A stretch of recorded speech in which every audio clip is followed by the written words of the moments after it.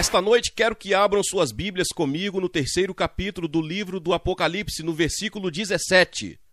Pois dizes, estou rico e abastado, e não preciso de coisa alguma, e nem sabes que tu és infeliz, sim, miserável, pobre, cego e nu. Agora também Marcos capítulo 10, versículo 46.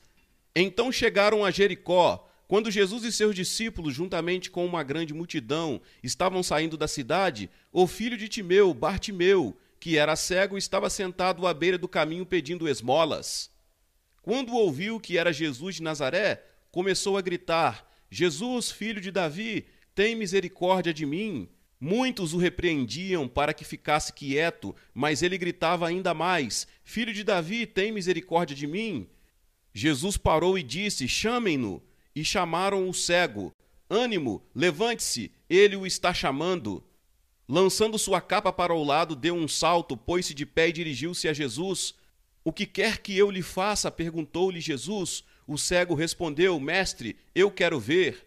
Vá, disse Jesus, a sua fé o curou. Imediatamente ele recuperou a visão e seguia Jesus pelo caminho. Do nosso ponto de vista, olhamos as coisas de uma perspectiva. Mas Deus nos olha de maneira completamente diferente. Nós consideramos a aparência externa. Deus considera o interior. Ele tem em conta o coração.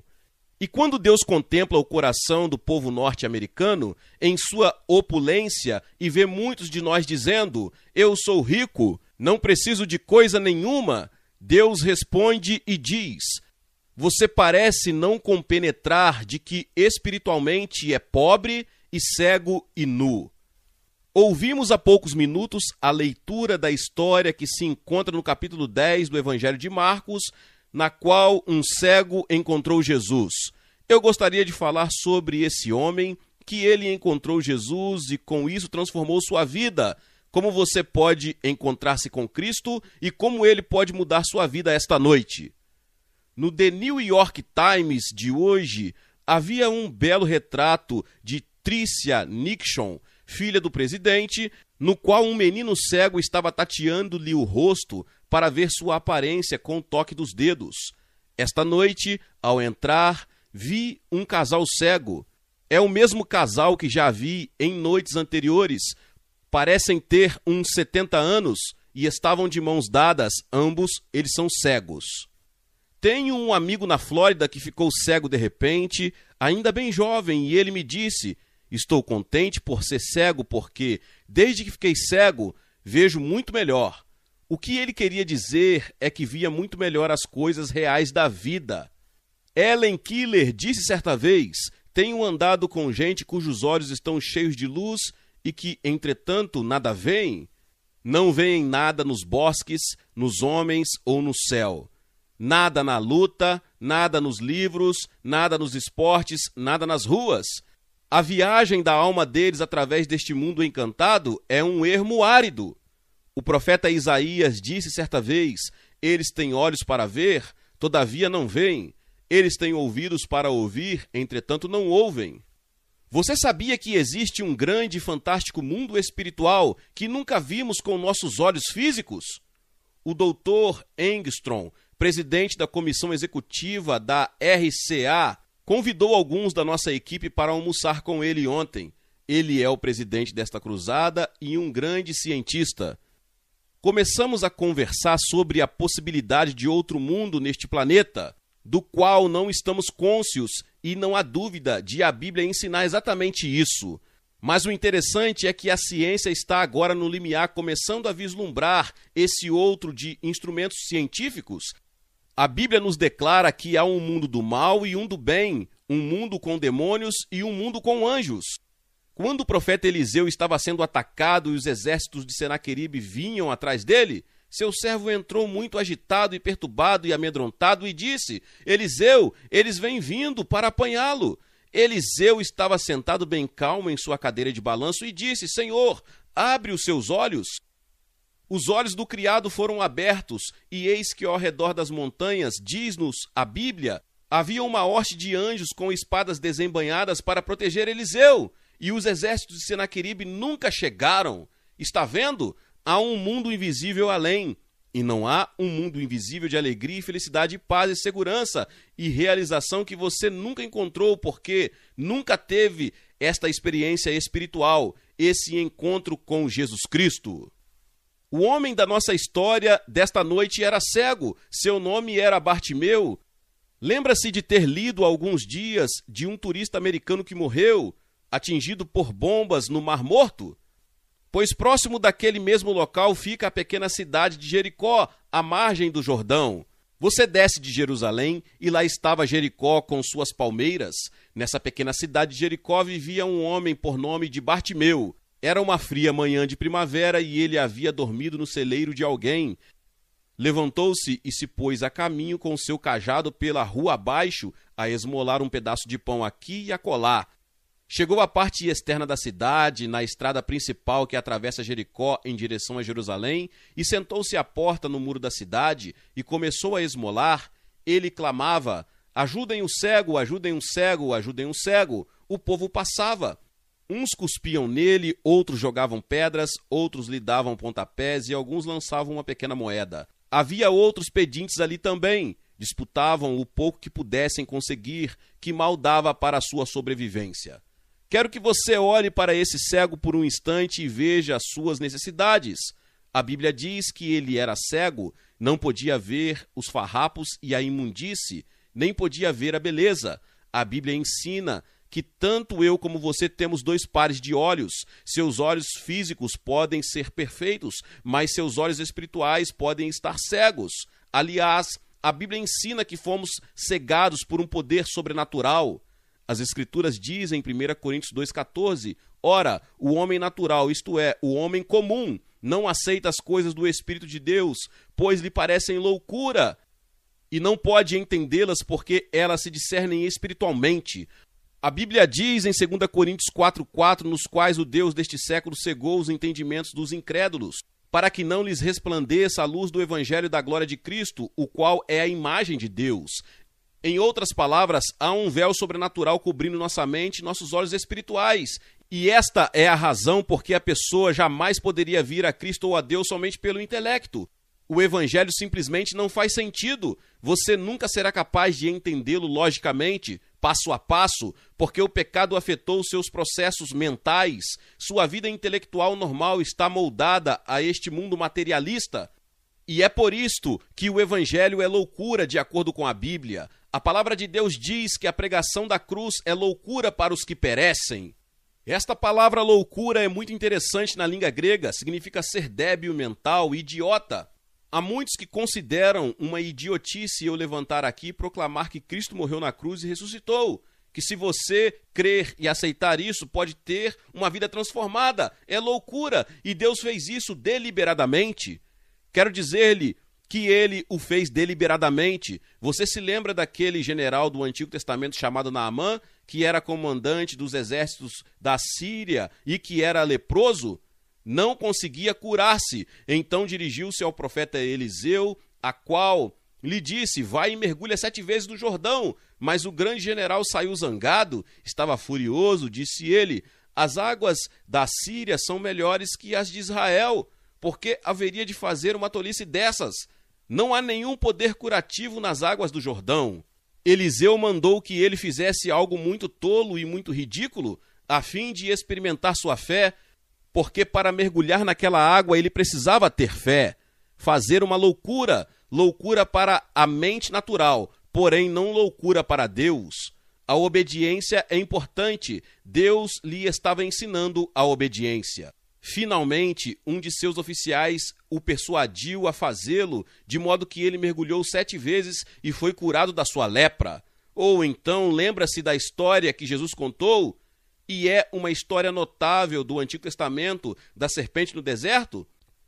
Você se recorda de que as serpentes haviam mordido o povo de Israel e muitos deles estavam morrendo? Deus disse para que eles sejam curados: Moisés, você deverá fazer uma serpente de bronze e todo aquele que olhar para ela viverá.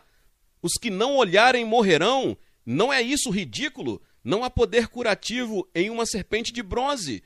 Pode você imaginar algo mais ridículo do que uma pessoa mordida por uma serpente olhar para uma serpente de bronze e ser curada? Deus estava mandando fazer algo insensato pela fé. Deus queria que eles crescem porque ele o dissera. Ele estava ensinando a obediência. Samuel disse: o obedecer é melhor do que o sacrificar. A mesma coisa acontece com a cruz. Ela é loucura para o homem natural. Todo o primeiro capítulo de 1 Coríntios fala sobre a loucura da cruz para a inteligência e a lógica humana. Mas quando você vem pela fé como uma criancinha para receber a Cristo, ela adquire uma nova significação, uma nova importância. Deus encerrou o seu poder no segredo da cruz. É por isso que as igrejas têm uma cruz. E é por isso que a cruz é o símbolo do cristianismo. Porque na cruz há poder sobrenatural para mudar a sua vida. Isso parece louco, parece ridículo à mente natural, mas nela há poder para transformar sua vida. Esse homem era cego, como muitos de vocês aqui hoje. Em segundo lugar, ele era pobre, era extremamente pobre. E você sabe que esse é um problema que enfrentamos no mundo atual, o problema da pobreza. Isso causa dor constante ao meu coração. De cada 10 pessoas no mundo, 7 vivem na pobreza neste momento. Mesmo antes de Biafra, 10.000 pessoas estavam morrendo de fome e subnutrição diariamente no mundo. Pense nisto, 10.000 pessoas por dia morrendo por falta de alimento em nosso mundo. E os cachorros de estimação aqui nos Estados Unidos têm um padrão de vida muito mais elevado que milhões de pessoas em outras partes do mundo. Ora, a Bíblia ensina que somos responsáveis para com os pobres. Provérbios 21:13 diz: o que tapa o ouvido ao clamor do pobre, também clamará, e não será ouvido. O Salmo 41:1 diz: bem-aventurado o que acode ao necessitado, o Senhor o livra no dia do mal. Isaías diz: aprendei a fazer o bem, atendei à justiça, repreendei ao opressor, defendei o direito do órfão, planteai a causa das viúvas. O apóstolo João diz: ora, aquele que possuir recursos deste mundo e vir a seu irmão padecer necessidade e fechar-lhe o seu coração, como pode permanecer nele o amor de Deus? Você me dirá, Billy Graham, quem são os pobres nos Estados Unidos? Temos aqui mesmo na ilha de Manhattan os extremamente ricos e os extremamente pobres. De acordo com os padrões que têm sido estabelecidos quanto ao que seja pobreza nos Estados Unidos, eles são pobres. Eu fui criado em verdadeira pobreza, eu não o sabia. Ninguém veio me contar. Eu não assistia a programas de televisão para ver que grande problema eu me havia tornado. Ninguém me contou. Tudo o que eu sabia fazer era ir trabalhar das 3 horas da madrugada até o pôr do sol. Eu e meu irmão, antes de irmos para o ginásio, tínhamos de levantar e ordenar umas 20 vacas cada um diariamente. Você dirá, isto é impossível. Eu não gostaria de ordenar agora nem mesmo uma vaca que fosse. Aquilo era trabalho duro. E sabem que não tínhamos televisor? Não tínhamos rádio até os meus 12 anos, quando meu pai comprou um velho rádio de galena, desses que a gente ouve com fone de ouvido. Só podíamos ouvir uma determinada estação com ele, creio eu. Nossa casa não tinha encanamento. Éramos realmente pobres de acordo com os padrões atuais, porém não o sabíamos. Mas há gente muito pobre realmente nos Estados Unidos, viúvas, filhos de lares desfeitos, filhos ilegítimos, órfãos, inválidos, anciãos cujas economias têm sido devoradas pela inflação, os que querem trabalhar, mas são preteridos em razão da sua raça ou religião. Para com todos esses, a sociedade tem uma responsabilidade e a igreja tem uma particular responsabilidade. Outro dia vi um distintivo que dizia: eu combato a pobreza, eu trabalho. Mas eu encontro muita gente que na verdade não quer trabalhar. E a Bíblia diz em 2 Tessalonicenses 3:10, se alguém não quer trabalhar, também não coma. Agora, isso não é verdade quanto a milhares, centenas de milhares ou talvez milhões. Mas é verdade a respeito de alguns. O fato é que hoje em dia é difícil achar pessoas dispostas ao trabalho manual. Jesus foi carpinteiro, ele trabalhou com as mãos, ele foi chamado servo, mas hoje julgamos que isso não condiz com a nossa posição. Todo mundo quer ser chefe, todos querem um escritório com ar-condicionado, e eu não o censuro. Mas alguém tem de trabalhar, e é honroso trabalhar com as mãos. é honroso varrer as ruas, é honroso trabalhar na limpeza pública. Não se envergonhe disso. Se você é crente, pode andar de cabeça erguida e dizer: sim, Senhor, sou lixeiro e me orgulho disso. É honroso ser empregada doméstica. Qualquer serviço, por mais humilde que você o considere, ou por mais modesto que outros o considerem, aos olhos de Deus se reveste de dignidade.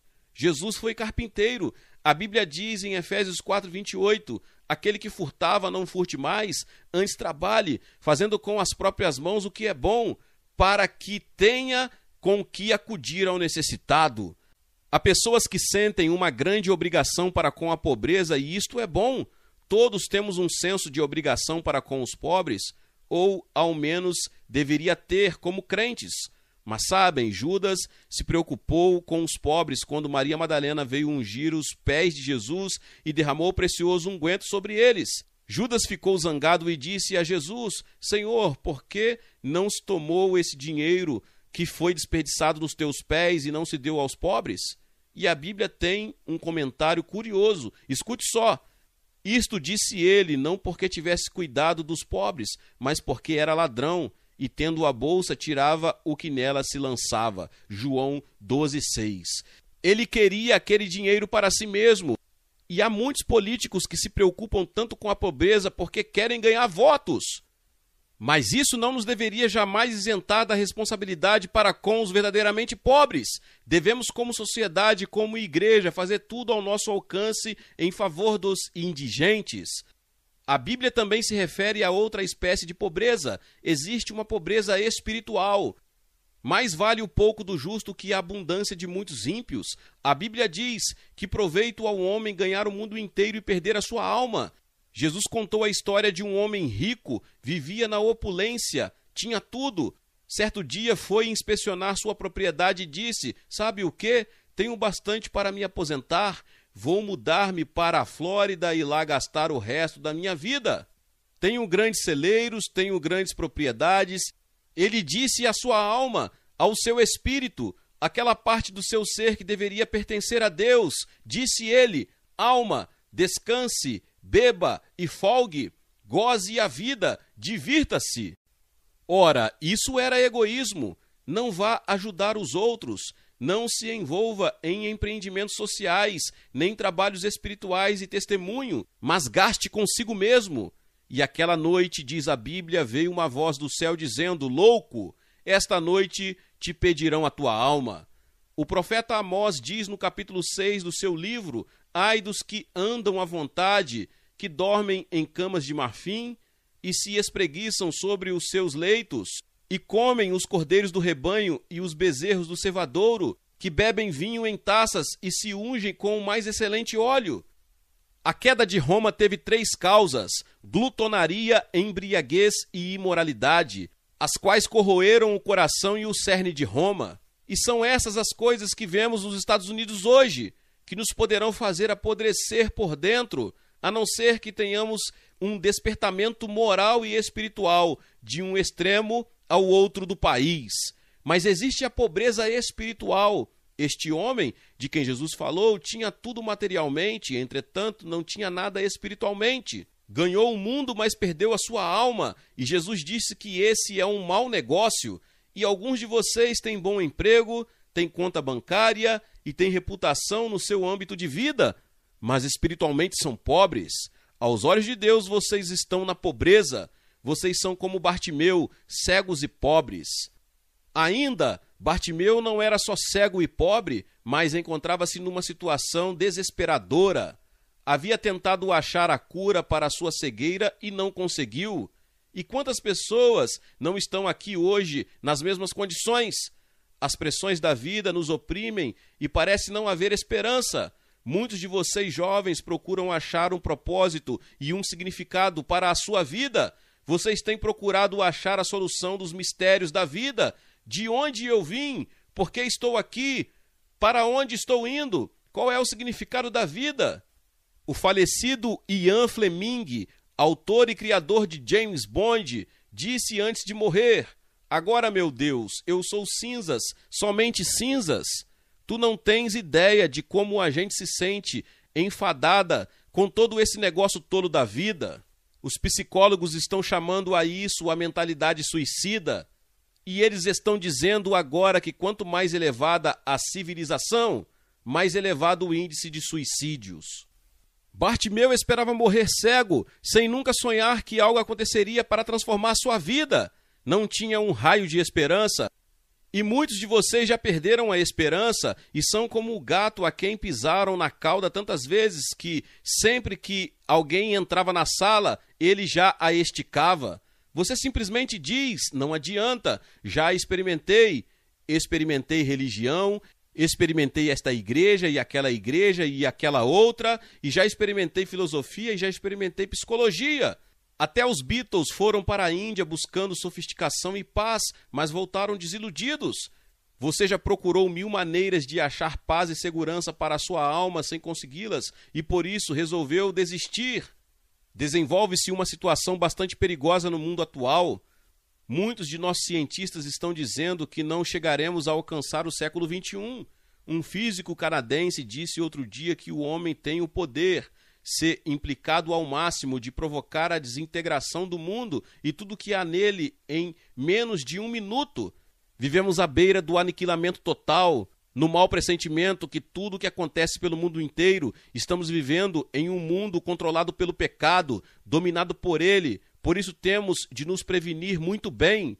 Estas são as palavras do profeta Joel: procurai isto entre as nações, apregoai guerra santa, suscitai os valentes, cheguem-se, subam todos os homens de guerra, forjai espadas das vossas relhas de arado e lanças das vossas podadeiras, diga o fraco, eu sou forte. Jesus disse que haveria guerras e rumores de guerras até o final dos tempos. É melhor que enfrentemos a realidade que haverá guerras.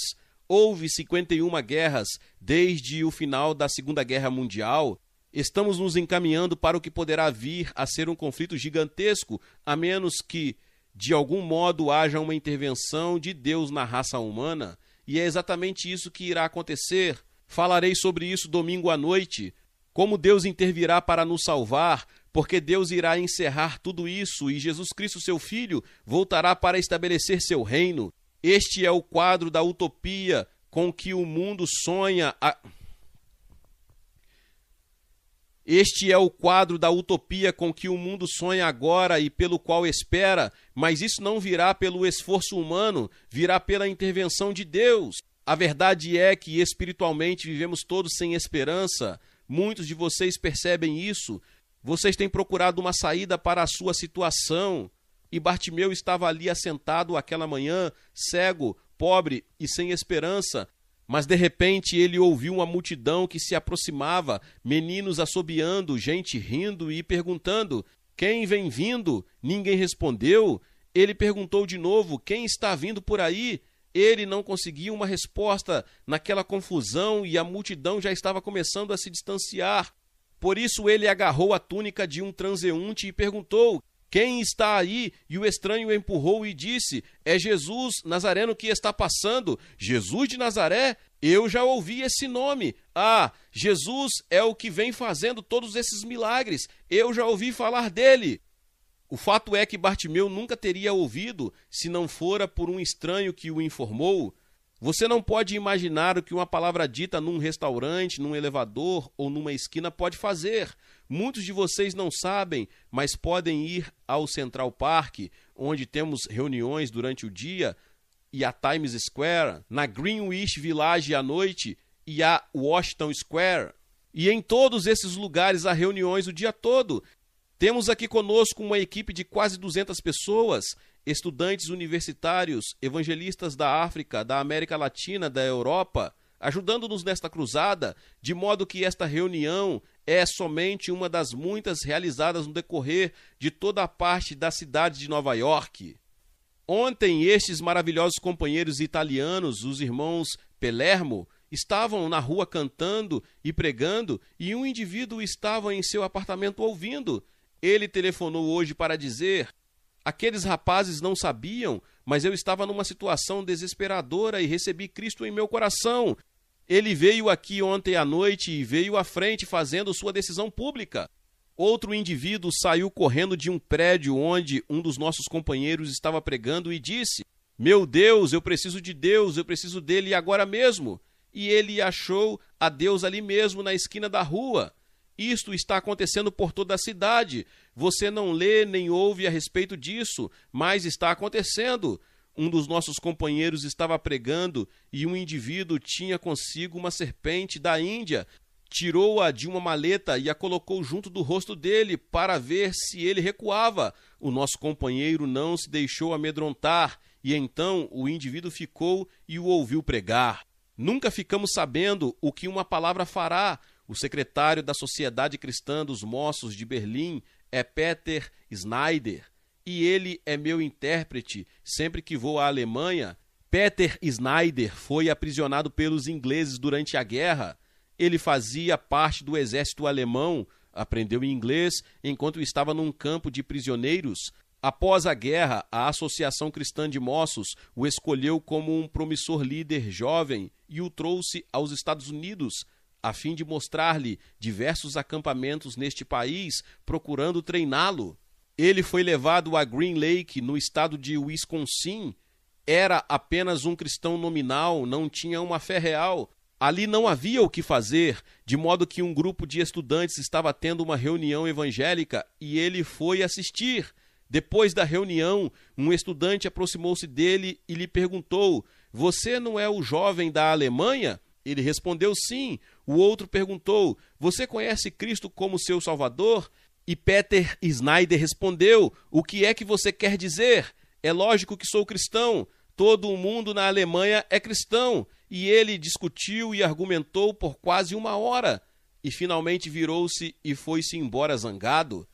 Disse ele que não pôde dormir a noite toda, e por 3 dias e 3 noites Deus falou-lhe, e finalmente ele se ajoelhou à beira da cama e entregou a sua vida a Cristo, e acrescentou: "Desde então, cada vez que venho aos Estados Unidos, olho por sobre o auditório para ver se posso descobrir o jovem que fielmente testemunhou a mim aquela noite, mas ainda não consegui encontrá-lo para agradecer-lhe. Ele talvez tenha saído pensando que perdeu o peixe, que fracassou em seu testemunho, mas", concluiu Peter Schneider, "eu o verei no céu um dia, e então poderei agradecer-lhe o haver-me levado ao conhecimento de Jesus Cristo."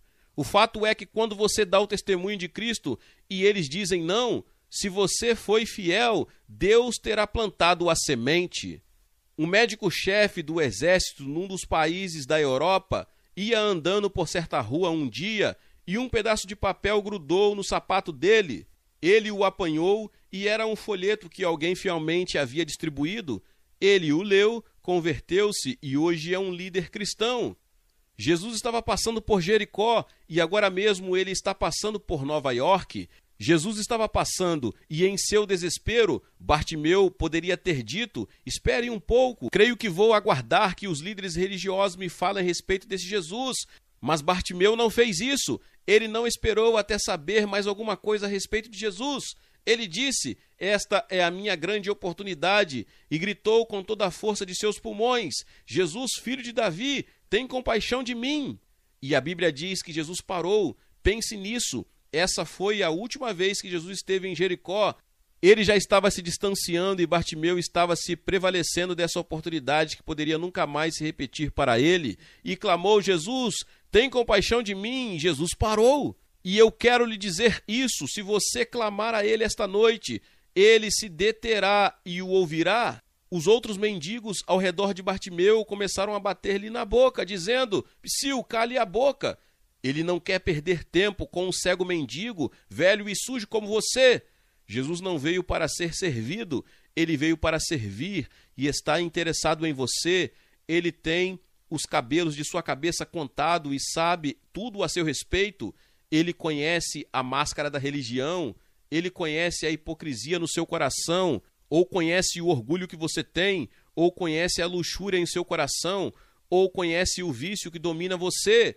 Ele sabe a respeito daquele entorpecente, ele conhece todas essas coisas, ele sabe das relações tensas em sua vida familiar, ele conhece todos os conflitos em sua vida, e por isso ele diz: "Eu amo você, eu quero perdoá-lo."